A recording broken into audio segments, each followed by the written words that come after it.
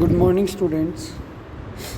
हमने last class के अंदर डिस्कशन किया था about our 9 chapter industrial revolution. हमने उसको फिनिश किया था और हमने फर्स्ट चैप्टर वापस स्टार्ट किया था। What was the first chapter? From the beginning of time. इस बिगिनिंग ऑफ टाइम के अंदर हम लोग डिस्कशन कर रहे थे अर्ली ह्यूमंस के बारे में। अर्ली ह्यूमंस लाइक जो एप्स थे या मंकीज़ लाइक ह्यूमंस थे उनके बारे में, होमो हैबिलिस, होमो इरेक्टस, ऑस्ट्रेलोपिथेकस, वो सारा डिस्कशन हम इसके अंदर कर रहे थे। लेकिन बीच में 1.5-2 महीने की छुट्टियां आ गई थी और हमारा जो क्लासेस वो रुक गई थी। इसलिए मुझे मालूम है इंडस्ट्रियल रिवोल्यूशन अच्छा चैप्टर है, वो आपको पूरा समझ में आ गया होगा। लेकिन अर्ली ह्यूमंस वाला जो ये चैप्टर है, ये from the beginning of time, ये चैप्टर थोड़ा कॉम्प्लिकेटेड चैप्टर है।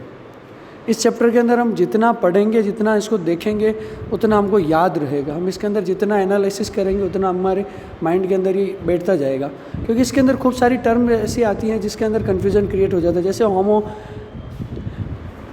होमो हैबिलिस हो गए, होमो इरेक्टस हो गए, होमो थैलेनबर्ग हो गए, और इसके अंदर जो सारे अलग अलग नाम्स आते हैं, होमिनॉइड्स हो गए, होमिनिड्स हो गए, ये तो खूब सारे नाम। ऑस्ट्रेलोपिथेकस से होमो इरेक्टस से कैसे डिफरेंट है, होमो सैपियंस अलग क्यों हैं, ये सारे जो कन्फ्यूजन्स होते हैं वो कैसे मालूम पड़ते हैं, जितना हम इसको वापस रिवाइज़ करेंगे। इसलिए मैंने डिसाइड किया कि इस चैप्टर को वापस थोड़ा सा शुरू से 15 मिनट का रिवीजन दे देंगे, उसके बाद हमारा जो नेक्स्ट टॉपिक है उसको स्टार्ट करेंगे। तो ये 10 से 15 मिनट का जो रिवीजन उसके अंदर हम स्टार्टिंग से देखते हैं।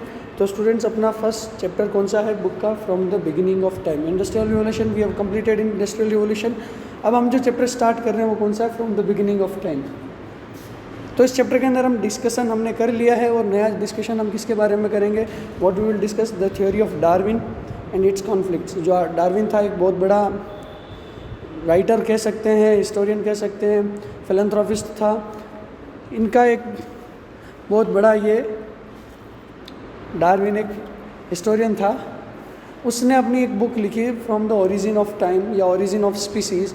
उस बुक्स के अंदर उसने इवोल्यूशन ऑफ ह्यूमंस लिखा कि ह्यूमंस कैसे इवॉल्व हुए, सेल्स से एक बड़ा ह्यूमन बनना, जिसके अंदर वो पहले पानी में रहा, वाटर के अंदर, फिर ज़मीन पर आए, ज़मीन से फिर उड़ने लगे, उसके अंदर ह्यूमंस डेवलप हो गए, अलग अलग खूब सारे इवोल्यूशन। उसने पूरा थ्योरी दिया डार्विन का। उसके कुछ कॉन्फ्लिक्ट्स भी हैं, उसको भी हम डिस्कशन करेंगे। इवोल्यूशन ऑफ ह्यूमन, उसके अंदर हम क्या क्या करेंगे कि ह्यूमन जो इवॉल्व हुए हैं, जो ह्यूमंस जो इवॉल्व हुए हैं उसके अंदर उनका बॉडी स्ट्रक्चर कैसा था, उनके हाथों के मूवमेंट्स कैसे थे, उनके हाथों में जो ग्रिपिंग चेंज हुई है, इवोल्यूशन ऑफ हैंड हुआ है। फूड, उनके कलेक्टिंग मेथड्स कैसे थे, वो फूड को कैसे कलेक्शन करते थे, वो किस एरियाज़ में रहते थे, उनका लिविंग एरियाज़ कैसा था, पहाड़ों पर रहते थे, पेड़ों पर रहते थे, on the trees, on the mountains, in the fields, in the caves, where they used to live.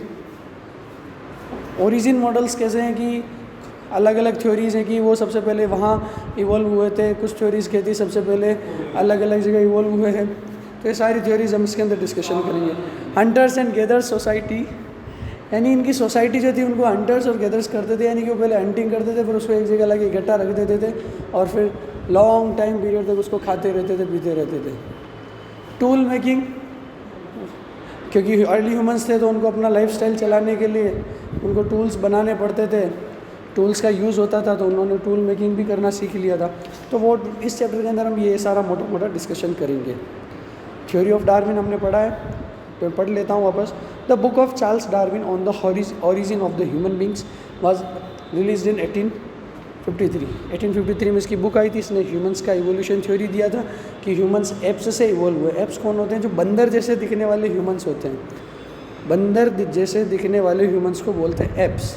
तो हम एप्स से इवॉल्व्ड स्पीसीज़ हैं कौन सी? Humans. He mention the evolution of human from other species, discovery like this made a conflict between the church and science. अब देखो, church और Darwin का जो थ्योरी था, साइंटिस्ट माना इसको, तो इसने जो थ्योरी दिया था वो साइंस के, इसने कुछ ऑब्जर्वेशन किए थे लाइफ के अंदर, तो उसने ऑब्जर्वेशन बेस्ड के ऊपर ये थ्योरी दे दिया था।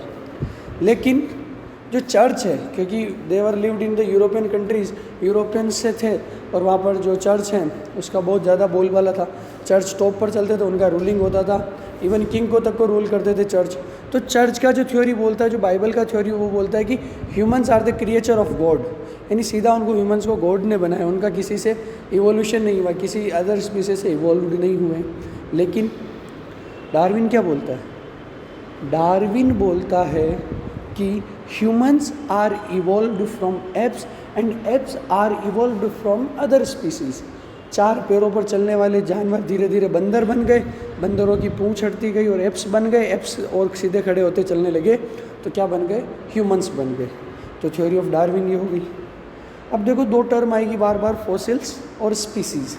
ये दोनों टर्म्स आपको याद रखनी है, ये एग्ज़ाम में पूछी जाती है और अच्छी टर्म्स है कि कोई पूछ ले, कि because you are reading history. और हमेशा ध्यान रखिए अपना जो हिस्ट्री होगा उसके अंदर हमको हर एस्पेक्ट सिखाया जाएगा। हम 11th-12th के अंदर हिस्ट्री इसीलिए लेते हैं ताकि अगर इन फ्यूचर लाइफ अगर हमको आर्काइलॉजिस्ट या हिस्टोरियन बनना है, कुछ लिखना है, या हमको अलग अलग साइट्स खोजनी, जैसे कि हमको मोहनजोदड़ो हड़प्पा में जाके वहाँ पे खुदाई करनी, वहाँ पर एक्सकेवेशन करना है, वहाँ से अलग अलग चीज़ें निकालनी है, पुराने ह्यूमंस उनके सब कुछ देखना है, तो हमको अभी से सीखना पड़ेगा। इसलिए जो हमारा सिलेबस बनाया गया है उस सिलेबस को अलग अलग एस्पेक्ट्स में डिवाइड कर दिया। इसका पॉलिटिकल हिस्ट्री भी लिखा गया है, इसमें इकोनॉमिकल हिस्ट्री भी लिखा गया है, इसके अंदर सोशियोलॉजी का हिस्ट्री भी लिखा है, इसमें आर्काइलॉजी को भी डाला है, इसके अंदर एंथ्रोपोलॉजी जो ह्यूमंस का स्टडी होता है उसको भी डाला है। तो 2 डेफिनेशन आती है, फॉसिल्स और species. Fossils are the remains of impression of a very old plant, animal और human which have turned into stone. क्या उनका पुराना जो एक बहुत बड़ा साइन होगा या उनका जो रिमेनिंग होगा, हड्डी टू है, बॉडी का कोई भी पार्ट है, हड्डियाँ रहती है मोस्ट प्रोबेबली, वो क्या होता है धीरे धीरे स्टोन में कन्वर्ट हो जाती है।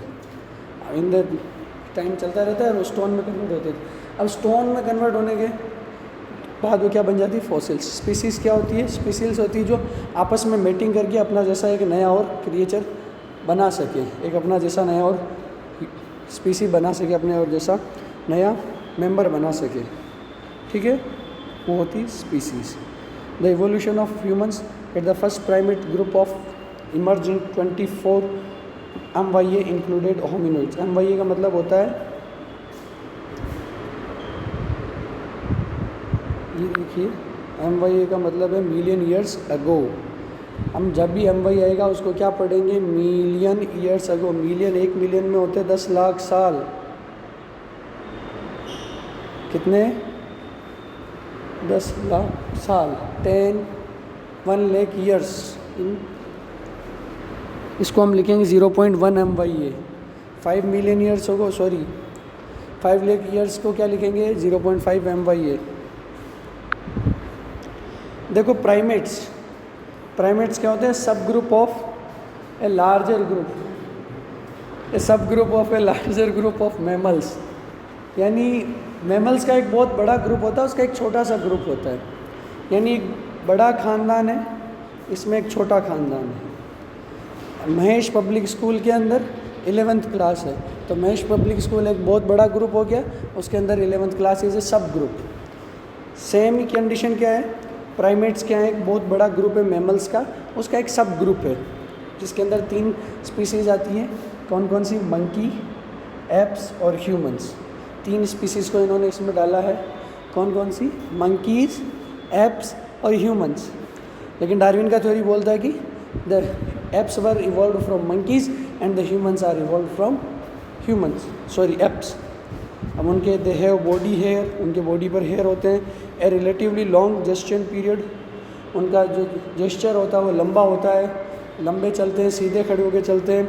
फॉलोइंग बर्थ, मेमोरी ग्लैंड्स, उनका जन्म होता है, मेमोरी ग्लैंड्स होते हैं, डिफरेंट टाइप ऑफ टीथ, उनके दांत अलग अलग टाइप के होते हैं। And the ability to maintain a constant body temperature, और उनके अंदर एक एबिलिटी होता है कि वो अपना टेम्परेचर मेंटेन कर सकते हैं। यानी कि अगर उनको आइस वाले एरियाज़ के अंदर भी भेजो, अगर ऊपर बर्फ़ वाले एरियाज़, ग्लेशियर एरियाज़ में भी भेजो तो भी अपना बॉडी टेम्परेचर मेंटेन कर लेंगे। और उनको रेगिस्तान में भेजो, भले डिज़र्ट में भी भेजो तो भी वहाँ पर क्या करेंगे? अपना टेम्परेचर मेंटेन कर लेंगे। तो उनके अंदर क्या होती है कि एबिलिटी होती है टेम्परेचर मेंटेन करने की। आगे चलते हैं। होमिनिड्स, एक टर्म आती है होमिनिड्स। होमिनिड्स और होमिनोइड्स 2 अलग अलग वर्ड्स आएंगे। तो होमिनोइड्स क्या हैं और होमिनिड्स क्या हैं? होमिनिड्स फादर मान सकते हो और होमिनोइड्स उनके सन हो गए, पापा और बेटा। तो होमिनिड्स क्या हैं? दो स्पीसीज़ हैं होमिनिड्स से निकल के बने होमिनोइड्स। अर्ली ह्यूमंस के टाइप्स हैं होमिनिड्स और होमिनोइड्स उनका स्पीसीज़ है। देखो इसके अंदर पढ़ते, this type of early humans emerged in Africa. Hominids कहाँ इमर्ज हुए थे? अफ्रीका में। Y Africa? क्वेश्चन पूछा जा सकता है कि होमिनिड्स केवल अफ्रीका में क्यों नहीं हुए, क्यों हुए? एशिया में क्यों नहीं हुए, यूरोप में क्यों नहीं हुए, ऑस्ट्रेलिया में क्यों नहीं हुए, अमेरिका में क्यों नहीं हुए? क्वेश्चन पूछा जा सकता है।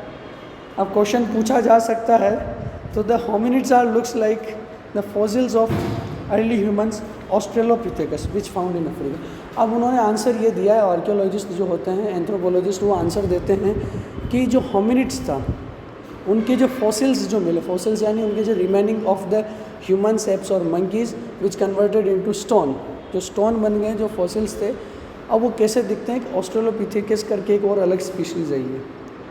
कौन सी स्पीसी है? ऑस्ट्रेलोपिथेकस। ऑस्ट्रेलोपिथेकस एक स्पीसीज़ है। इसके जो फॉसिल्स हैं वो किसके जैसे मिलते हैं? होमिनिड्स के जैसे मिलते हैं।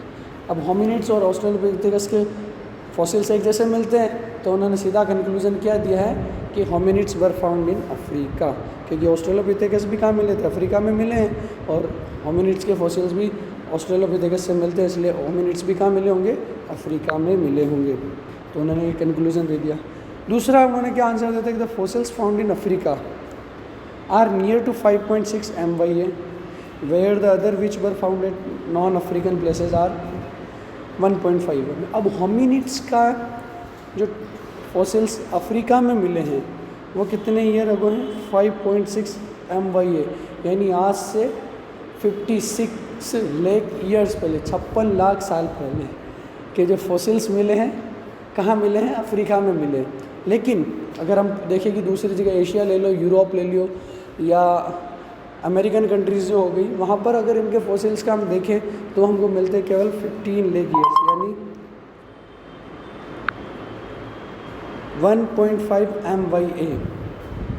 1.5 MYA यानी लगभग 40 साल लाख बाद के फॉसिल्स हमको मिलते हैं। उसके पहले फॉसिल्स नहीं मिले सब जगह, इसलिए उन्होंने क्या बोला है कि जो होमिनिड्स थे वो कहाँ मिले हैं? अफ्रीका में मिले हैं। उन्होंने सीधा रिलेशन किससे बिठाया था? ऑस्ट्रेलोपिथेकस से। अब आगे चलते हैं। एक डिफरेंस होता है कि होमिनिड्स और होमिनोइड्स दो अलग अलग वर्ड आते हैं। होमिनिड्स मैंने बता दिया कि hominids are sub group of hominoids which were earlier to them. Hominoids had some common features of hominoids, यानी होमिनिड्स जो हैं वो होमिनोइड्स के सब ग्रुप हैं। These hominids are sub group of hominoids which were earlier to them. Hominids had be some common features of hominoids. अब देखिए hominids का और होमिनोइड्स का हमने डिफरेंस इसमें मेंशन कर दिया है। Big brain size, smaller brain, bipedal, क्वाड्रूपेड, 2 पैरों पर चलने वाले, 4 पैरों पर अपराइट पोस्चर, खड़े पोस्चर में चलते हैं, बेंड पोस्चर, 4 पैरों पर चलते हैं, गुड ग्रिप्ड हैंड, उनके हाथों का ग्रिप बहुत अच्छा है, और जो होमिनोइड्स हैं उनके हाथों का ग्रिप अच्छा नहीं है। Hominids further divided into many subgroups, Australopithecus are main group. अब होमिनिड्स जो थे होमिनोइड से होमिनिड आए हैं, ये देखिए इसको लिख लेते हैं।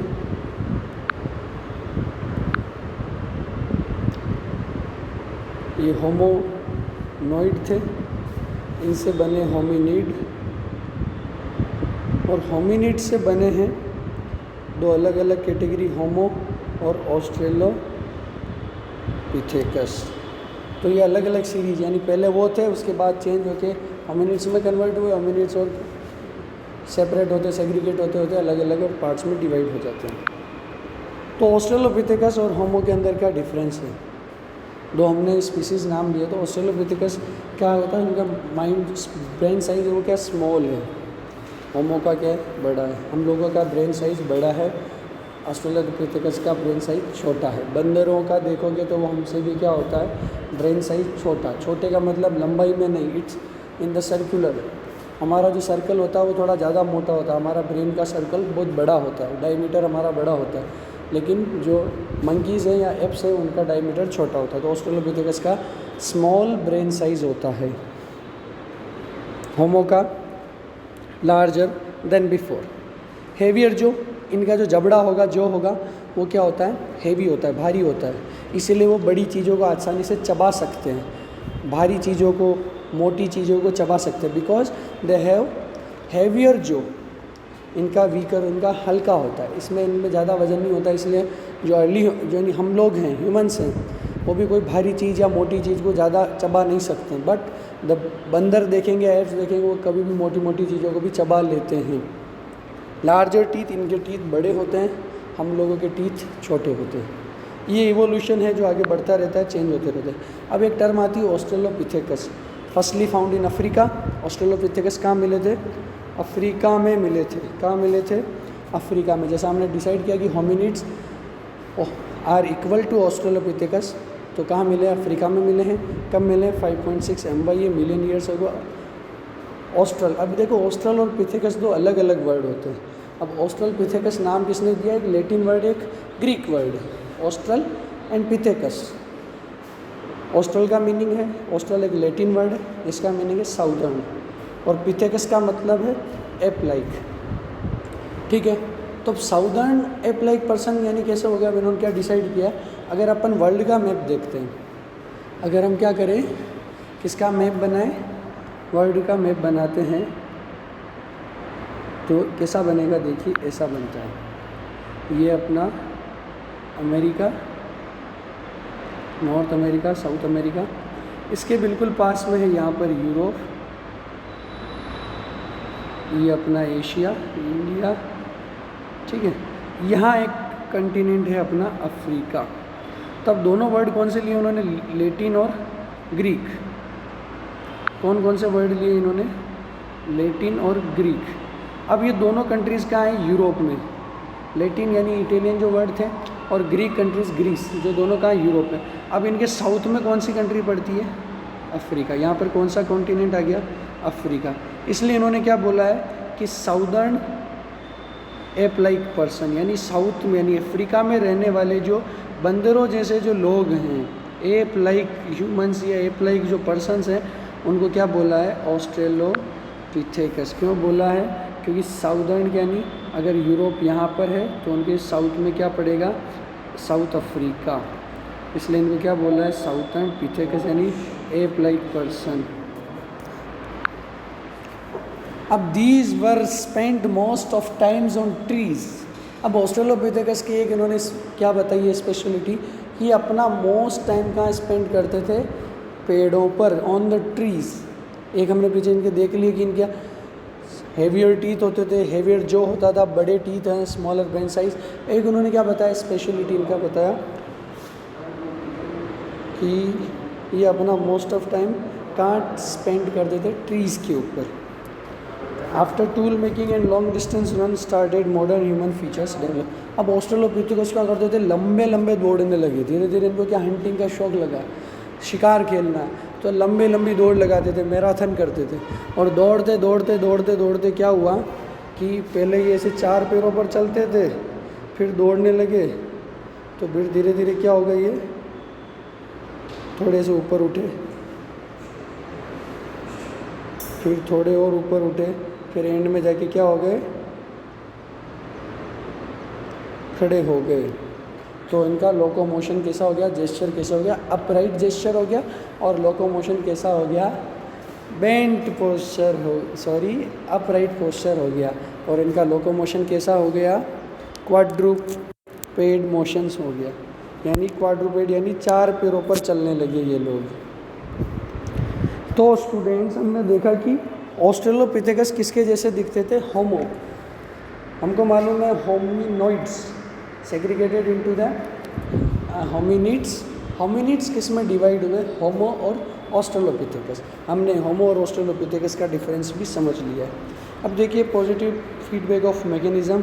ये इसके अंदर अलग अलग चीज़ बताई कि अगर उनके अंदर बाईपेडल लोकोमोशन है तो उनके साथ में उनका टीथ का साइज़ कैसा होगा, ब्रेन का साइज़ कैसा होगा, और अगर वो उनके अंदर क्वाड्रूपेड से 4 पैरों पर चलते हैं तो उनके ब्रेन का साइज़, उनके टीथ, उनका जो, उनके हैंड का ग्रिप कैसा होगा, ये सारा उन्होंने इसमें बता रखा है।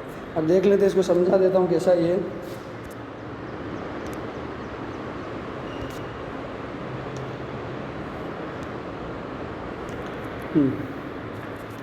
तो ये देखिए, increase in size and capacity of brain अब कब होगा कि अगर ये अपराइट वॉकिंग, सीधा खड़ा होकर चल रहे हैं, तो इनके हैंड का ग्रिप कैसा होगा, फ्री ग्रिप होगा, किसी भी चीज़ को पकड़ सकेंगे। अगर आपने अभी बंदर को देखा तो वो हर चीज़ को नहीं पकड़ सकता है। अगर हम एक कुर्सी को उठाकर चल सकते हैं तो बंदर एक कुर्सी को उठाकर नहीं चल सकता, उसका हैंड का ग्रिप सही नहीं है। Using tools and caring infants object, भारी चीज़ों को उठाने के लिए उनके हैंड की ग्रिप नहीं है, लेकिन ह्यूमंस उठा सकते हैं क्योंकि उनका पोस्चर कैसा है, अपराइट पोस्चर। ये सब चीज़ें आपस में इंटर रिलेटेड है। यानी अगर वो खड़े होकर चल रहे हैं इसका मतलब उनका हैंड का ग्रिप अच्छा होगा। फिर उन्होंने क्या बोला, अगर हैंड का ग्रिप अच्छा है तो वो टूल मेकर्स भी हो सकते हैं। टूल मेकर्स होने का मतलब क्या, उनके अंदर ब्रेन बड़ा हो गया, उनके अंदर सोचने की जो पावर है, उनका थिंकिंग पावर, उनका क्रिएटिंग पावर, वो सब क्या हो गया, बड़ा हो गया। तो इसका मतलब उनका ब्रेन का साइज़ क्या हो गया, बढ़ गया। अब ब्रेन का साइज़ बढ़ा, इसका मतलब क्या हो गया, उनका visual surveillance, long distance walking, अलग अलग चीज़ों को खोजना, लंबी दूरी का ट्रैवल करना, सब कुछ हो गया। ये हो गया। और ये किससे मालूम पड़ता है, अपराइट वॉकिंग से। खड़े होकर चल रहे हैं इसका मतलब लंबी दूरी तक चल सकते हैं। 4 पैरों पर चलेंगे तो लंबी दूरी तक नहीं चल पाएंगे, टाइम लगेगा। बट अगर if they are using quadruped locomotion they can easily go for a long distance. तो इसके आगे चलते हमने देखा कि अगर एक चीज़ मालूम पड़ जाता है तो उसका अलग अलग सब चीज़ें आपस में इंटर रिलेटेड है। अगर ये अगर क्वाड्रूपेड यानी 4 पैरों पर चलने वाले होते तो उनके ब्रेन का साइज़ क्या होता, स्मॉल होता। इसका अगर हम ऐसा कैसा नया क्रिएट करें तो इसका अगर हम देखिए, इसको नया बनाते हैं इसके अंदर। अगर इसके अंदर हमने क्वाड्रूपेड यानी 4 लेग्स, 4 पैरों के ऊपर चलने वाला अगर उनका लोकोमोशन बनाया है तो उनके हैंड का ग्रिप कैसा होगा, अच्छा नहीं होगा। हैंड का ग्रिप नॉट गुड, हैंड का ग्रिप अच्छा नहीं है तो इसका मतलब वो क्या करेंगे, टूल मेकिंग नहीं कर पाएंगे। टूल मेकिंग नहीं कर पाएंगे तो उनका जो टूल मेकिंग कब बनता है, जब उनका ब्रेन का साइज़ बड़ा होता है, सोचने का पावर, थिंकिंग पावर, उनका इनोवेटिव जो टेक्निक होता है वो बड़ा होता है। लेकिन ब्रेन का साइज़ छोटा है तो टूल मेकिंग नहीं कर पाएंगे। और 4 पैरों पर चल रहे तो लॉन्ग डिस्टेंस नहीं हो पाएगा, लॉन्ग डिस्टेंस नहीं हो पाएगा तो उनका ब्रेन का साइज़ छोटा रहेगा। तो सब चीज़ें आपस में इंटर रिलेटेड चीज़ें होती हैं। यानी कि केवल एक चीज़ मालूम पड़ गई कि 4 पैरों पर चलता है, इसका मतलब उसका सब कुछ नहीं। हमको हर एस्पेक्ट देखना होगा। अगर एक एस्पेक्ट भी मालूम है तो हम उससे दूसरे एस्पेक्ट खोज सकते हैं। आर्कियोलॉजी की स्पेशलिटी कि हम एक एस्पेक्ट खोजा तो अलग अलग चीज़ें हम अज्यूम कर करके, स्पेकुलेट करके हम उस चीज़ तक पहुंच सकते हैं। इसके आगे चलते हैं। होमो एक वर्ड आता है, these were the replacement of the Australopithecus. Australopithecus का रिप्लेसमेंट था, अलग अलग पार्ट में डिवाइड हुए वो थे। After end of the ice age and the expansion of the grassland, यानी जब ग्रास लैंड बड़े होने लगे, यानी ज़मीन पे क्या उगने लगी, घास उगने लगी, आइस एज ख़त्म हो गया। आपने एक मूवी देखी होगी आइस एज, जिसके अंदर एक गिलहरी होती है, एक हाथी होता है, इसके अंदर एक जिसको मेमथ बोलते हैं, उस मूवी का नाम है आइस एज। वो आइस एज उस पर बनी हुई कि बहुत बड़े बड़े किसके आइस के तूफ़ान आते, बड़े बड़े आइस के बर्फ़ के तूफ़ान आते हैं, उसके वो लोग भागते जाते हैं और वो उतर के कहाँ नीचे आ जाते हैं, ज़मीन पर आ जाते हैं, ग्रास लैंड्स में आ जाते हैं। यही आइस एज की कहानी। जो एप्स लाइक ह्यूमंस थे या एप्स थे, मंकीज़ थे, वो कहाँ पर रहते थे, माउंटेन्स के अंदर, ट्रीज़ के ऊपर। लेकिन अब क्या होने लगा, आइस एज जब ख़त्म हुआ, बर्फ़ फटने लगी, ज़मीन पर पानी आने लगा, हरी भरी खेती होने लगी, घास उगने लगी, चिड़ियाएँ चहकने लगी, सब कुछ होने लगा। तो क्या हुआ कि जो एप्स जो थे ऑस्ट्रेलोपिथेकस, जो कहाँ रहते थे, ट्रीज़ पर रहते थे, वो कहाँ उतर के आ गए, पेड़ से कहाँ आ गए, ज़मीन पर, हरे रंग से बना था, लेट इट।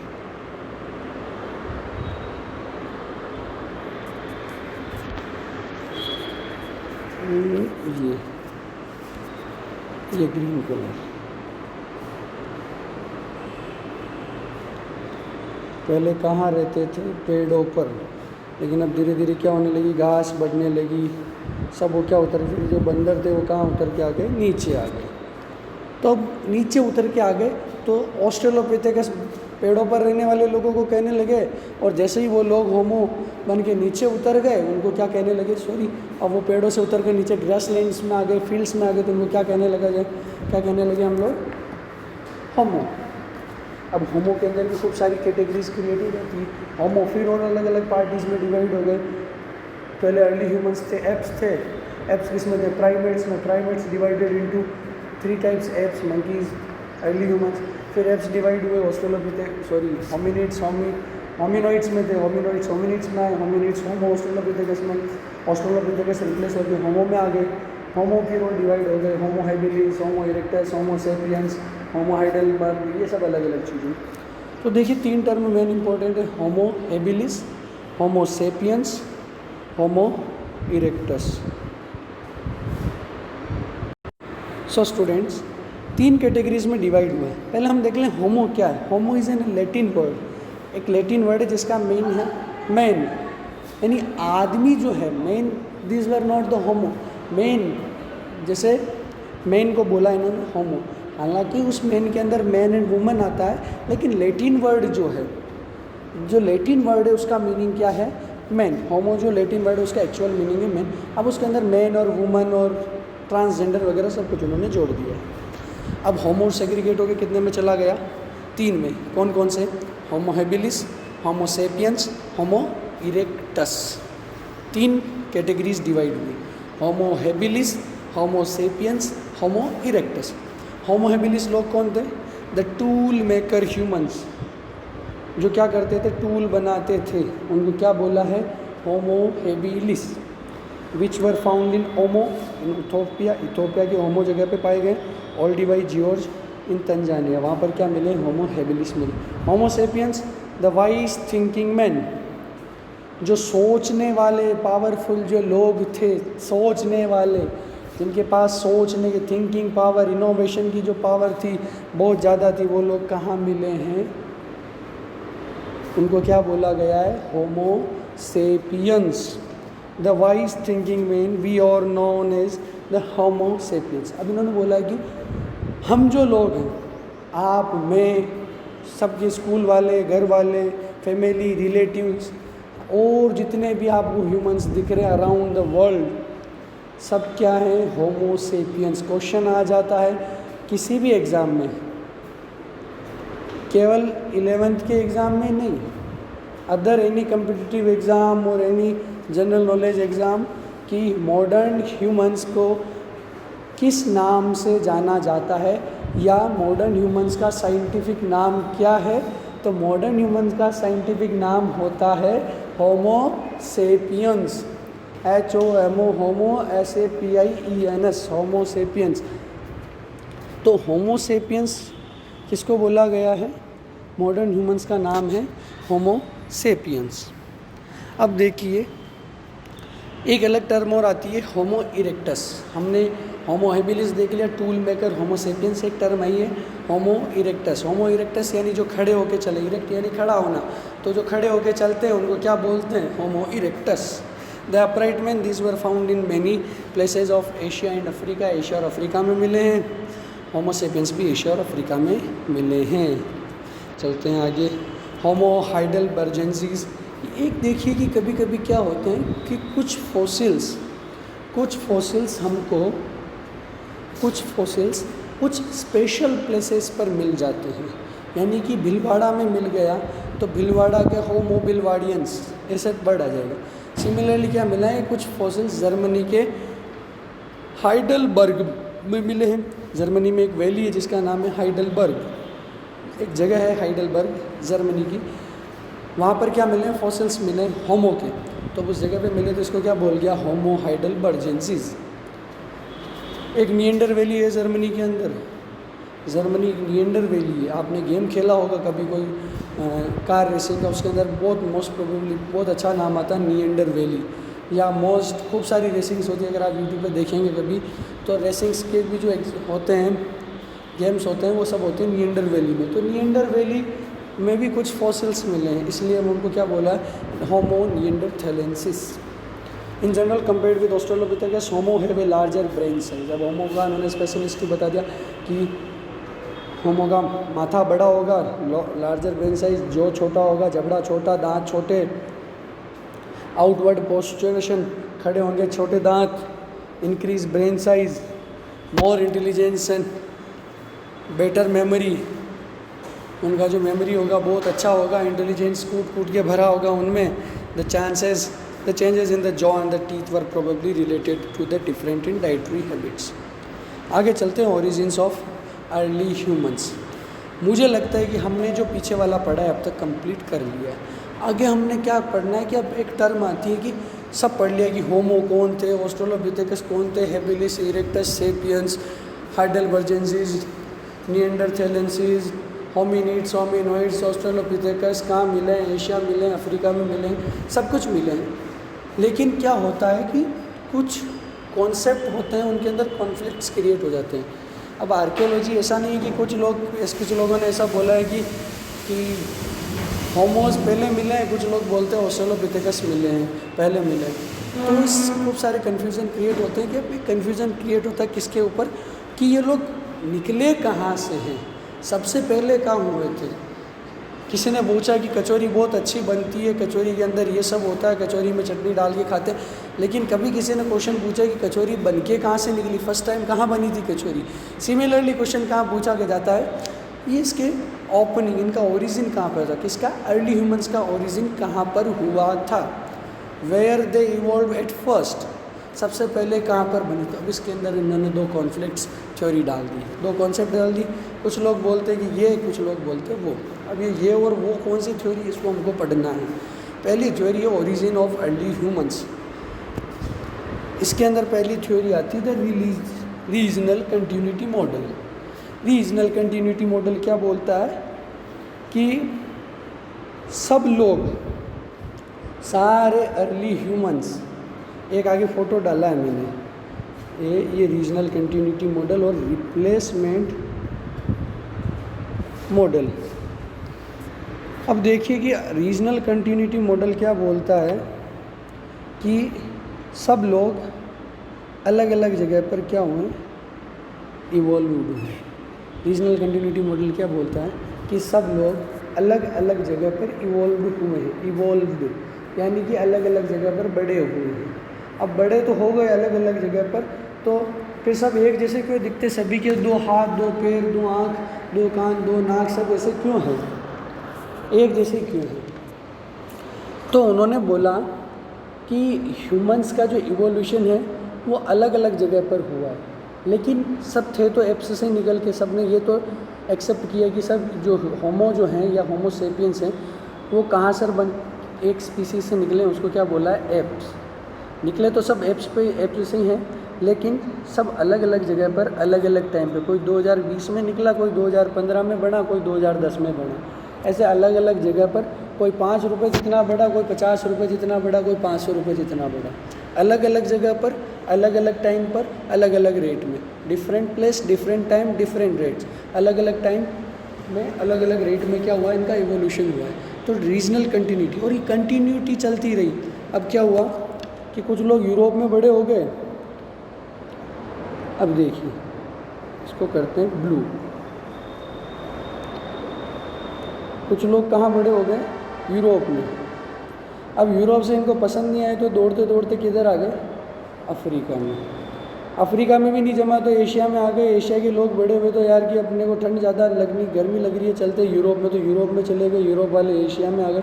तो इनका कंटिन्यूशन चलता रहा है कि कोई एशिया में बना, बड़े इवॉल्व हुआ और अफ्रीका में जा पहुंचा, अफ्रीका से एशिया में पहुंच गया, अफ्रीका से यूरोप, सब एक जगह से दूसरी जगह। रीजनल कंटिन्यूटी यानी जिनका जो रीजन था, इनका जो एक जगह का जो प्लेस था, वहाँ से एक जगह से दूसरी जगह ट्रांसफॉर्म होते रहे, चेंज होते रहे। ये तो अपना है रीजनल कंटिन्यूटी मॉडल। दूसरा मॉडल कौन सा आता है, रिप्लेसमेंट मॉडल। ये देखिए, the regional continuity model states that the homo sapiens emerged at different places with different rates in different times, and by this concept the dissimilarities among humans are due to difference between the pre-existing homo। हमने भी यही बोला कि होमो से बनकर निकले हैं ये लोग, लेकिन इनके अंदर अलग अलग जगह पर अलग अलग टाइम पे बड़े होने से इनके अंदर क्या हुआ कि इनकी जो बॉडीज़ के अंदर डिफरेंट चीज़ें होनी। यानी कि हम लोग अपने को देख लो, भिलवाड़ा वाले लोग काले थोड़े नहीं होते, थोड़े गोरे हैं। अफ्रीका वाले लोग काले कलूटे, और हम इंग्लैंड यूरोप वाले लोग हमसे भी 4 गुना गोरे। तो ये अलग अलग कैसे, हमसे थोड़े लंबे हैं, अफ्रीका वाले लोग लंबे, हम लोग मीडियम हाइट के। और चाइना में चले जाओ तो छोटे छोटे बौने बौने लोग घूमते हैं, हम लोगों से बौने हैं वो लोग, उनकी आंखें अलग है, हम लोगों की आंखें अलग है। और यही आँखें अगर अपन आप जाके वहाँ देखोगे अफ्रीका की, तो उनकी आँखें हमसे ही ज़्यादा खुली हुई है, किसी की हाइट बहुत लंबी है, किसी, ये सब डिफरेंट क्यों हैं? क्यों? क्योंकि अलग अलग जगह पर अलग अलग टाइम पे इवोल्यूशन हुआ है। लेकिन एक दूसरा मॉडल भी आता है जिसको क्या बोलते हैं हम लोग, replacement model. The replacement model states that the homo sapiens emerged at one place which is Africa. अब उसने सीधा क्या बोल दिया कि एक ही जगह पर बड़े हुए हैं भैया, न एशिया, न अफ्रीका, न यूरोप, सब हमेशा कहीं पे पैदा हुए थे। सबसे पहले कहाँ इनका इवोल्यूशन हुआ? दे फर्स्टली इवॉल्व्ड एट अफ्रीका। अलग जगह नहीं, केवल अफ्रीका में इवोल्यूशन इनका हुआ था। अब अफ्रीका में इवोल्यूशन हुआ है तो सब इतने अलग अलग क्यों हैं? ये क्वेश्चन उसने तो आंसर दे दिया। अब इसने क्या बोला है? For this argue the follower use to say that similar anatomical homogeneity among humans. अब देखो इस फोटो से समझते हैं क्या कहता है। इसने बोला कि ये क्या है, अफ्रीका में पैदा हुए हैं, फिर कुछ तो लोग अफ्रीका में ही रुक गए, कुछ लोग यूरोप में जाकर चले गए, कुछ लोग एशिया में चले गए, कुछ लोग अफ्रीका में भी और अलग अलग कैटेगरीज में डिवाइड हो गए। तो इसका कहना यह है कि सब लोग अफ्रीका में थे, लेकिन फिर क्या हुआ कि अफ्रीका से इवोल्यूशन इनका सबका एक जैसा हुआ, इसीलिए इनके सबके 2 हाथ 2 पैर 2 हाथ 2 कान 1 नाक 2 आँखें, सब कुछ एक जैसा है, 10 उंगलियां सबके हैं। तो ये सबके एक जैसा है क्योंकि सब लोग कहाँ पर पैदा हुए? अफ्रीका में इवोल्यूशन हुआ। लेकिन बाद में क्या हुआ? अफ्रीका में इवोल्यूशन पूरा हो गया, एकदम सब रेडी हो गए, फिर क्या होने लगे? धीरे धीरे डिवाइड होने लगे। तो ये डिवीज़न होता होता देखिए स्क्रीन पे, यूरोप में पहुँचे, कुछ लोग एशिया में पहुँचे, कुछ लोग अफ्रीका में। अब अफ्रीका के अंदर भी और डिवाइड कर दिया, तो इन्होंने अफ्रीका को और 3 पार्ट्स में डिवाइड कर दिया। तो रीजनल कंटिन्यूटी और रिप्लेसमेंट मॉडल। रिप्लेसमेंट मॉडल बोलता है कि इनके अंदर अलग अलग होने का रीज़न है कि ये इवोल्यूशन होने के बाद सब जगह बढ़ गया, लेकिन इनके अंदर सिमिलरिटी सब में एक जैसी है। अफ्रीका के लोगों की भी 2 आँखें और चाइना के लोगों की भी 2 आँखें, इंडिया वालों की भी 2 आँखें। हालांकि अब 2 आँखें और जोड़ने लग गए लोग चश्मा लगाकर, लेकिन फिर भी कितनी है? 2 आँखें 2 हाथ 2 पैर 1 नाक 2 कान, सब कुछ, काले बाल सफ़ेद बाल, ये तो सब बाल होते हैं सबके सिर में। लेकिन चेंज कहाँ आ गया कि जब इवोल्यूशन हुआ तो ये अलग अलग पार्ट्स के अंदर अलग अलग प्लेसेस में जाके बस गए और अलग अलग अपना डिवीज़न इन्होंने कर लिया। लेकिन रीजनल कंटिन्यूटी मॉडल क्या बोलता है कि हुई अलग अलग जगह है। अब अलग अलग जगह हैं तो इनके सबके एक जैसे हाथ पैर पे, क्योंकि थे सब होमो के, लेकिन सब अलग जगह होमो थे तो होमो के, लेकिन ये जो होमो भी थे ना, ये भी सब अलग अलग जगह पे अलग अलग टाइम पे एग्जिस्ट करते थे। अब इसका मतलब ये है कि होमो, यूरोप के होमो अलग थे, एशिया के होमो अलग थे, अफ्रीका के होमो अलग थे, और इनका भी इवोल्यूशन अलग अलग जगह पे हुआ। फिर कंटिन्यूटी मॉडल है कि इनका ओरिजिन कैसे हुआ। एक अगला टॉपिक हम पढ़ते हैं, आपको समझ में आ गया? अगला टॉपिक क्या है कि अब ये खाते क्या थे? जी रहे हैं, खाने के लिए कुछ चाहिए, they need of food is necessary for us. हमको भी खाने के लिए चाहिए, तो उन लोगों को भी, सबको खाने के लिए चाहिए। बिना खाए कोई जी सकता है क्या? हाँ। तो the early humans how they obtain food, क्या खाते थे, कैसे खाते थे, कैसे इकट्ठा करते थे। यहाँ पर तो अभी शाम को ऑर्डर देते थे हम लोग कि मम्मी सब्ज़ी पनीर की बनाना, खा लेंगे। आज कचौरी खाने का मन है तो कृष्णा कचौरी वाले के जाके खा के आ गए, पैसा दिया है। लेकिन उस समय कौन सी कचौरी बनती थी, उस समय कौन क्या बनता था, तो वो खाना कैसे खाते थे, क्या खाते थे, कैसे इकट्ठा करते थे, वो हमको मालूम पड़ेगा।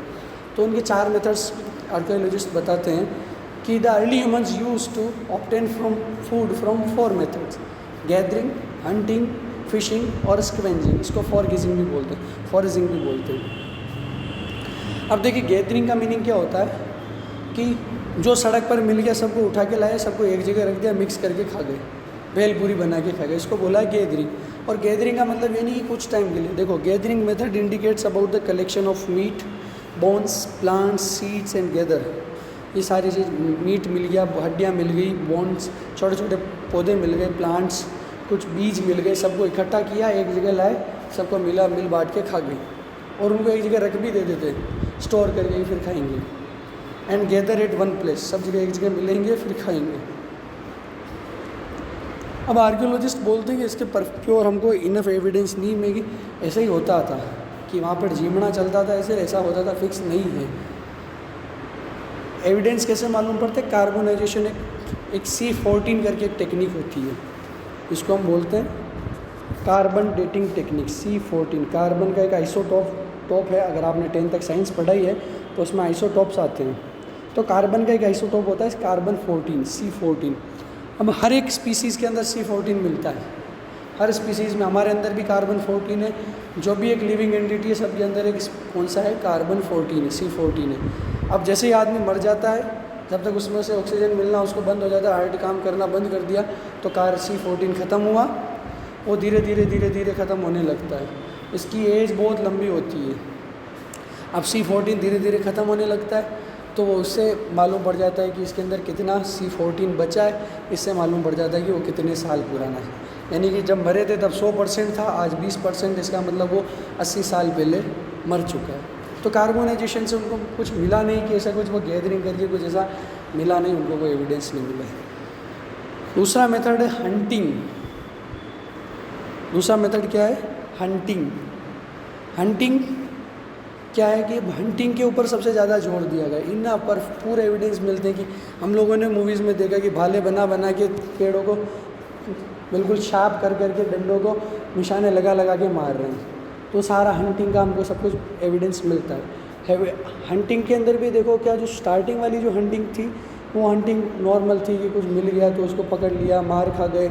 छोटे छोटे जानवरों को हाथों से 10-15 लोगों ने मिलकर झपट लिया और मार। लेकिन बाद में क्या होने लगा, बड़े बड़े जानवरों को पकड़ते थे, लंबे लंबे झुंड के झुंड जानवरों को कैद कर लेके मारते थे, निशाने पे निशाने लगाते थे। तो देखिए the hunting was started in 5,50,000 years ago. इसका मीनिंग है 0.55 MYA, million years ago start हुआ था। लेकिन जो बड़े बड़े जो हंटिंग होती है, big hunting, बुचरी of big mammals in big groups, बड़े बड़े ग्रुप्स के ग्रुप्स, झुंड के झुंड जानवरों को मारने लगे। वो कब? 4 lakh years ago. MYA 0.4 MYA मारते थे लंबे लंबे जानवरों को, बड़े बड़े जानवरों को। अब ये जो हंटिंग है वो भी 2 जगह मिली है। कहाँ पे मिली? एक बॉक्स ग्रू करके जगह है साउथ इंग्लैंड के अंदर। साउथ इंग्लैंड कहाँ मिलता है?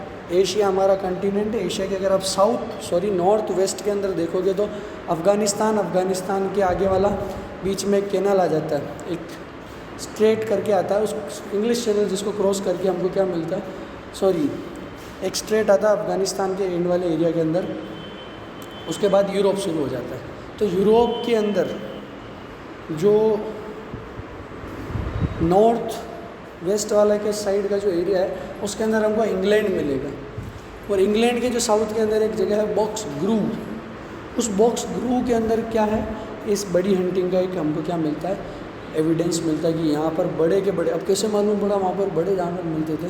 तो वहाँ पर हड्डियों के ढेर मिले हैं, उनके जो फॉसिल्स मिले हैं, पुरानी बहुत बोन्स मिले हैं, उनकी अलग अलग बॉडी पार्ट्स मिले हैं, बीज मिले हैं, खूब सारी चीज़ें मिली। तो हंटिंग वहाँ पे होती थी। एक दूसरी जगह मिली है स्कोनिंजन एक जर्मनी में एक साइड, क्योंकि जर्मनी में हमको निएंडर वैली भी मिली है। तो जर्मनी और यूरोप की जो इंग्लैंड वाले एरिया हैं वहाँ पर हमको खूब सारे फॉसिल्स मिलते हैं। तो जर्मनी के अंदर एक स्कोनिंजन जगह है, वहाँ पर क्या मिले हैं? बिग हंटिंग के हमको एविडेंस मिले हैं 0.4 MYA के अंदर। तो हमने आज सब कुछ रिवाइज़ किया है। लास्ट हमने 2 तो रिप्ले मॉडल्स पढ़े, ओरिजिन मॉडल्स, और हमने उनका फूड ऑब्टेनिंग का मेथड्स पढ़ा। 2 फूड ऑब्टेनिंग मेथड्स बचे, और उसके आगे वाले जो पार्ट्स के अंदर हम सोशल, इनका जो लाइफस्टाइल होगा, इनका रहने का तरीका कैसा होगा, how they use to live on trees, in caves, in the fields, वो सब कुछ हम अगली वाली क्लास में डिस्कशन करेंगे।